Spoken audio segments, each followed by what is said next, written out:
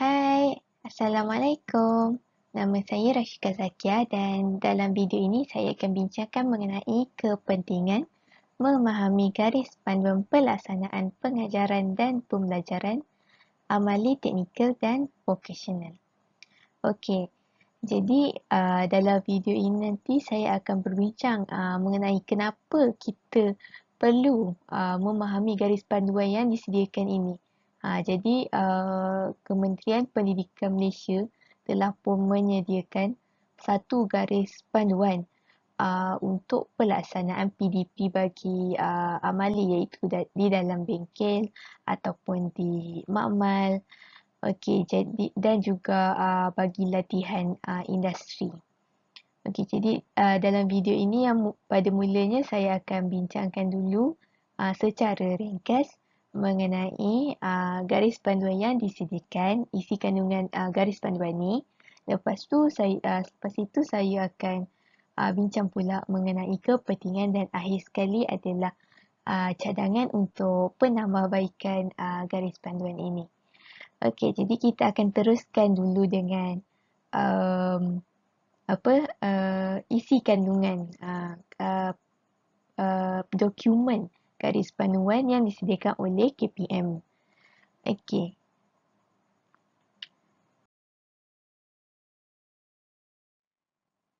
Okey, ini adalah isi kandungan dokumen. Jadi yang pertamanya dokumen ini mengandungi tujuan. Dinyatakan di dalam dokumen ini tujuannya adalah bagi menjadi rujukan dan panduan kepada pentadbir sekolah menengah, kolej vokasional dan juga institusi latihan kemahiran swasta. Seterusnya, dokumen ini membincangkan juga mengenai peranan pentadbir dan juga guru di sekolah. Okey, jadi bagi pentadbir sekolah ataupun institusi latihan kemahiran swasta, yang dinyatakan di dalam dokumen ini adalah mengenai tanggungjawab yang perlu adalah pada pentadbir sekolah. Maknanya apa yang pentadbir sekolah perlu lakukan, apa tanggungjawab mereka sepanjang pelaksanaan sepanjang institusi inilah di waktu pandemik ni.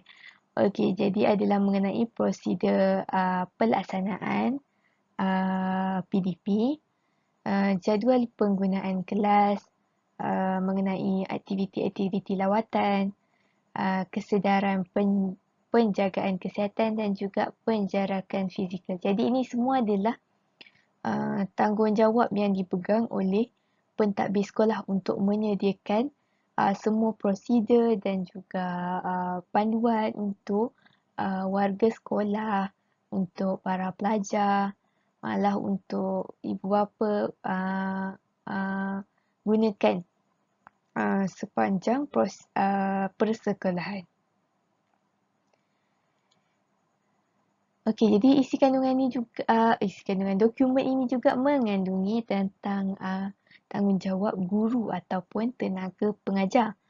Okey, jadi dalam dokumen ini menyebutkan tentang bagaimana tanggungjawab guru itu untuk merancang PDP yang sesuai dengan keadaan semasa dan juga aktiviti amali yang selamat dilakukan di dalam bengkel, di makmal, dan juga tanggungjawab guru untuk memantau pelajar di bengkel ataupun di makmal. Okey, yang seterusnya adalah lokasi. Di dalam dokumen ini menyebutkan juga lokasi-lokasi yang terkandung dalam pelaksanaan inilah, yang berkaitan dengan pelaksanaan bagi amali teknikal ni, iaitu di bilik PDP seperti di bengkel-bengkel, di makmal, kemudian juga di bilik lain, di restoran, kemudian di luar bilik PDP seperti kolam ikan, tapak semayan, dan juga ladang-ladang sama ada ladang ternakan. Jadi ini semua adalah lokasi yang berkaitan dengan apa namanya, pelaksanaan PDP. Yang mana perlu menggunakan panduan yang diberikan. Okey, seterusnya adalah pelaksanaan PDP amali. Prosedur dan tindakan pencegahan penularan yang perlu dilakukan oleh guru sebelum, semasa dan selepas PDP amali. Jadi, dokumen ini juga mengandungi panduan mengenai prosedur yang perlu dilakukan oleh guru, dijalankan oleh guru sebelum, semasa dan selepas PDP. Dan juga tindakan pencegahan penularan. Langkah-langkah yang perlu diambil lah maknanya. Kemudian pelaksanaan latihan amali di industri. Okey, jadi ini adalah untuk latihan industri di mana dalam dokumen ini menyebutkan tentang kebenaran melaksanakan latihan industri yang mana dibolehkan dengan syarat-syarat tertentu. Jadi contohnya seperti murid yang bergejala tidak boleh tidak dibenarkanlah untuk melaksanakan latihan industri. Dan juga disebutkan juga prosedur jika murid tersebut bergejala, murid yang berada dalam latihan mempunyai gejala. Okey, kemudian pelaksanaan latihan amali urut. Okey, jadi dokumen ini juga menyebut tentang prosedur bagi latihan amali urut yang melibatkan guru dan juga pelajar sebelum, semasa dan selepas PDP dijalankan. Okey, jadi seterusnya kita tengok pula kepada kepentingan. Jadi kenapa pentingnya apa panduan-panduan panduan yang diberikan tadi? Kenapa perlu faham dan perlu patuh panduan tersebut? Okey, yang pertama adalah tentu sekali untuk mengelakkan penyebaran wabak COVID-19. Okey, jadi panduan ini memang disediakan untuk supaya mengelakkanlah berlakunya penyebaran wabak COVID-19 di sekolah.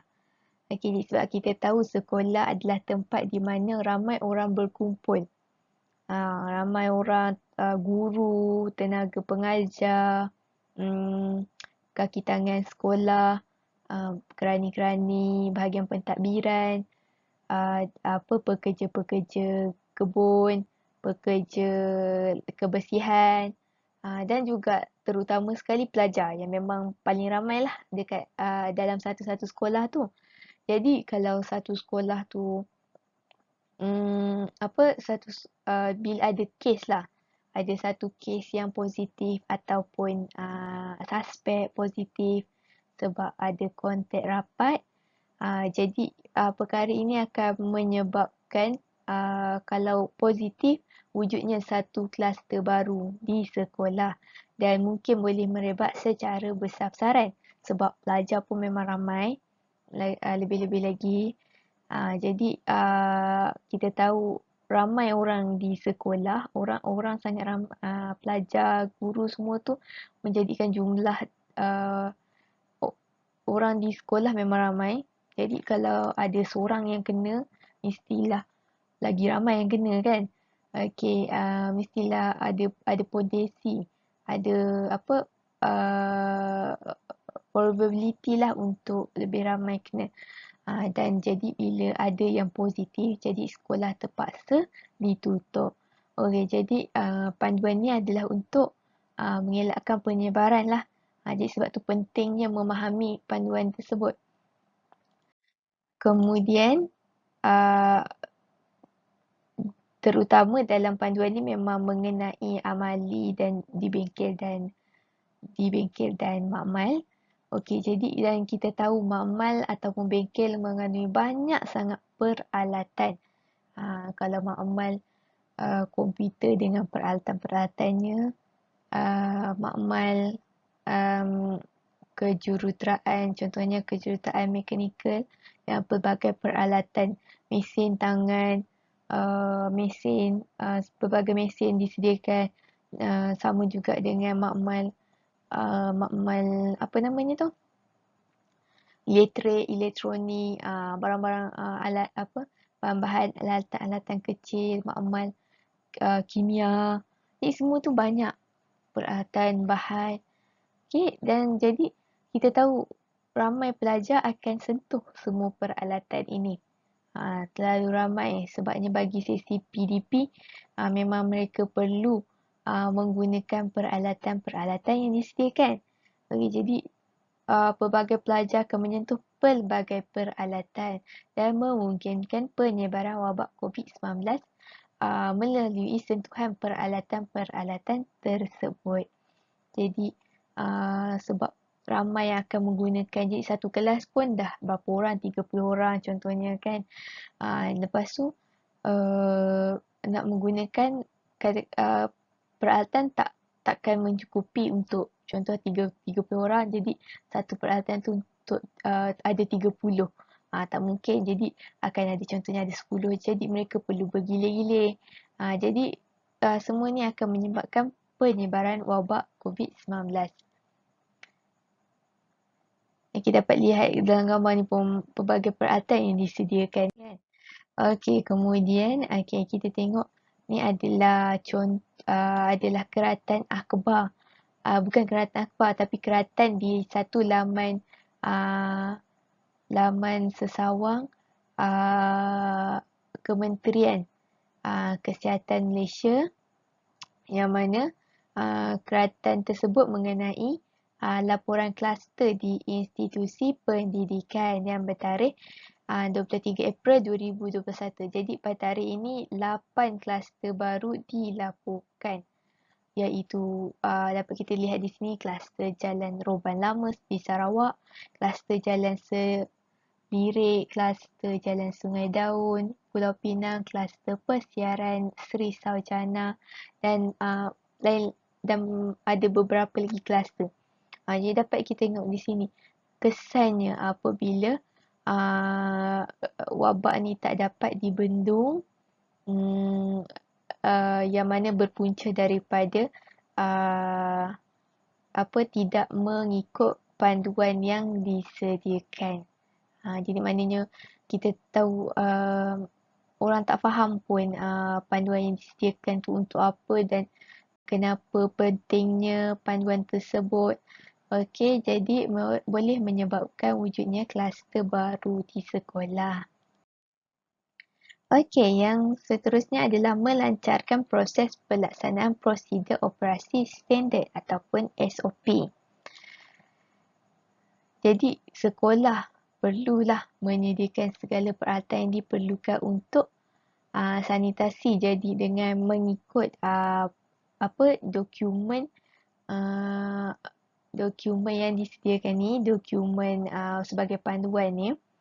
Jadi sekolah dapat memastikanlah segala peralatan untuk sanitasi bilik darjah, sanitasi makmal, bengkel, sanitasi alatan yang digunakan semasa PDP tu, semuanya disediakan dengan cukup, dengan bekalan yang mencukupi, dan juga seperti sanitasi tangan yang disediakan untuk pelajar dan juga guru-guru gunakan apabila masuk dan keluar bengkel. Dan juga pentingnya kenapa setiap orang tahu tanggungjawab yang perlu dijalankan. Jadi bila ada panduan ni, bila orang faham kenapa adanya panduan ni, jadi semua orang akan tahu tanggungjawab mereka masing-masing. Sama ada pekerja sekolah, guru-guru, pihak pentadbir tahu. Mereka semua tahu apa tanggungjawab setiap satu. Contohnya macam pentadbir, memang tanggungjawab dia adalah untuk menyediakan jadual yang sesuai untuk PDP, untuk penggunaan makmal, penggunaan bengkel, kemudian jadual untuk kemudian juga menyediakan pelan untuk bukan penggunaan pelan macam pelan makmal, pelan bengkel, pelan perabot itulah disusun supaya disesuaikan untuk adanya penjarakan antara pelajar-pelajar. Okay, jadi itu semua adalah tanggungjawab yang perlu difahami dalam panduan ni. Okey, dan seterusnya, seperti yang saya sebut jadual penggunaan. Jadi dengan adanya panduan ni, semua jadual pun akan disediakan dan para pelajar dan juga guru-guru ataupun staf-staf semua pekerja-pekerja dapat mematuhi jadual dan juga sesiapa yang bertanggungjawab seperti guru mensanitasi peralatan dan bilik selepas digunakan. Okey, jadi ini seperti keratan akhbar yang ditunjukkan di sini, yang mana SOP operasi di sekolah berjaya dilaksanakan. Jadi disebut di sini mengenai peratusan kes kluster di sekolah rendah dibandingkan kluster-kluster lain. Jadi ini menunjukkan jika SOP itu laksanakan dengan baik, jika panduan yang diberikan difahami dengan sebenarnya dan dijalankan seperti yang diberi panduan. Okey, jadi pastinya kluster-kluster sekolah ni tidak akan wujud. Kalau wujud pun dalam jumlah yang kecil ataupun kes yang sangat sedikit. Seterusnya, kenapa pentingnya memahami adalah supaya SOP tu yang disediakan dapat dipraktikkan sebaiknya. Jadi kita tahu ada SOP yang perlu dipatuhi di sekolah dan sekolah biasanya dah bagi dah apa guideline, apa arahan untuk guru-guru, untuk pelajar untuk ikut. Jadi semua kaki tangan pelajar ibu bapa wajib sebenarnya mengetahui dan memahami SOP yang ditetapkan. Jadi macam kita tahu daripada mula masuk sekolah, pintu pagar sekolah lagi. Okey, contohnya perlu semua pelajar perlu dicek suhu. Okey. Dan juga menulis kehadiran di sekolah. Jadi ini semua SOP yang memang telah ditetapkan. Jadi dan SOP ini juga terkandung dalam panduan tu di mana menyebut tentang perlu mematuhi SOP. Jadi pentingnya adalah supaya ianya dapat dipraktikkan dengan sebaiknya. Kemudian di dalam kelas, dalam bengkel, jadi supaya setiap guru dan pelajar tahu dan faham prosedur sebelum mula kelas, semasa dan sehingga tamat kelas. Jadi dalam dokumen tu pun dah disebutkan, panduan tu disebutkan apa yang guru perlu lakukan pada sebelum mula kelas, semasa kelas dan juga selepas kelas. Jadi macam sebelum kelas, guru perlu memastikan semua peralatan, semua perabot disanitasi sebelum pelajar menggunakan. Jadi kemudian semasa dan juga selepas tamat juga guru bertanggungjawab mengikut panduan yang diberikan supaya SOP yang disediakan tu dipatuhi sepenuhnya. Guru juga merupakan orang yang bertindak memantau pergerakan pelajar. Dan seterusnya adalah mengelakkan berlakunya pengumpulan orang yang ramai di satu kawasan. Okey, jadi bila kita tahu sekolah memang ramai pelajar, pelajar paling ramai, jadi mereka akan boleh jadi mereka berkumpul di satu-satu kawasan tu ramai. Jadi terdapat panduan mengenai laluan keluar masuk kelas. Jadi sekolah akan menyediakan berdasarkan panduan yang diberikan, akan menyediakan laluan keluar masuk perjalanan pelajar ke kelas, bengkel-bengkel. Jadi ini semua adalah untuk mengelakkan berlakunya pengumpulan orang yang ramai lah. Agar pelajar boleh berjalan dengan selesa, tidak bersesak. Kemudian juga bergilir menggunakan bengkel. Ada jadual yang disediakan untuk menggunakan bengkel untuk mengelakkan terlalu ramai di dalam bengkel atau mamal dalam satu-satu masa. Jadi pentingnya kenapa kita perlu memahamilah panduan yang disediakan adalah untuk mengelakkanlah kejadian-kejadian yang tidak diingini berlaku seperti inilah, berlakunya perkumpulan orang yang ramai. Itu sebabnya kenapa kita kena faham betul-betul kenapa panduan ni perlu. Kemudian dan sekali memastikan sesi persekolahan berjalan lancar. Sebab kita tahu jika tiada kes, sekolah tidak perlu tutup. Tapi jika ada kes, sekolah perlu ditutup. Jadi bila sekolah tak ada kes dan tak perlu ditutup, pembelajaran dapat dijalankan seperti biasa. Jadi seterusnya saya akan menyebutkan tentang cadangan penambahbaikan garis panduan.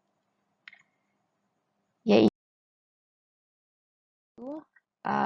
pada saya berpendapat sekolah perlu menyediakan pekerja lain selain guru untuk membersihkan dan mensanitasi bengkel sebelum dan selepas kelas. So, kadang-kadang kita tahu mungkin kalau guru tu ada kelas sebelum satu kelas yang perlu masuk bengkel tu, okey, contohnya jadi guru tersebut ada kelas sebelum tu dan terus bersambung dengan satu kelas lagi. Jadi guru tersebut tidak ada masa untuk nak mensanitasi peralatan-peralatan dalam bengkel.